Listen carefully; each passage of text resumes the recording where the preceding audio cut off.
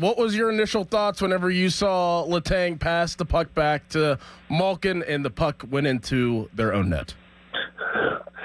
Honestly, it was like, can things get any worse in this game? I didn't think they were ready. I didn't think I saw the jump. And then when that happened, it was almost, you're almost laughing to yourself, that it happened. And then I was starting to think, like, if something like that happens, they should make it a league rule that it takes away from your goal total. Wouldn't that be awesome? Like, if you scored, if you had 10 goals and you scored your own net, now you only have 9. Wouldn't that be like such a fun rule? Oh man, that was just tough. And to me, like that was where the Penguins are at right now. Things haven't been working. Obviously, you get Carlson in the beginning of the season, and he's a Hall of Fame player, and you expect things to work out. The power play hasn't been working at all.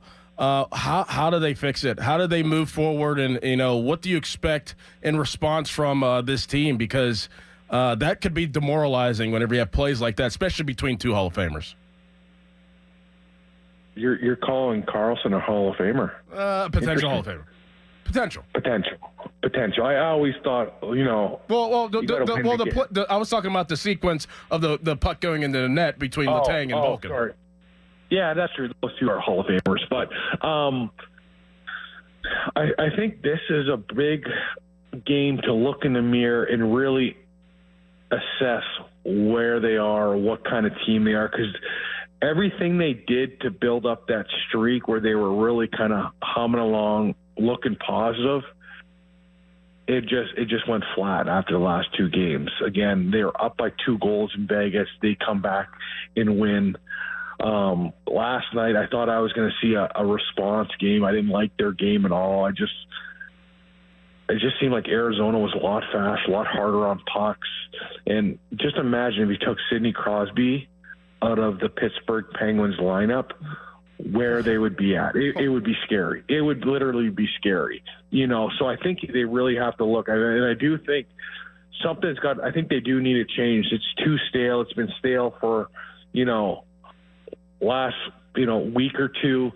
They were good for a month. And then before that, it just seems like it's kind of stale and they need something. And is it they need something or this is what they are? Again, I think we're always so positive and thinking that we have a Stanley Cup contender because we have those 3 Hall of Fame guys. But when you look around, is that what we are? I don't think so.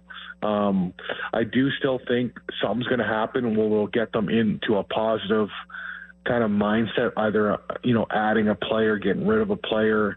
Kyle Dubas has his work cut out right now. And, I bet you he's making a lot of phone calls, seeing what's out there, assessing his coaching staff, seeing if this is the right move for him. I don't know if he'd move him now, but again, I think everyone's on that hot seat after this week.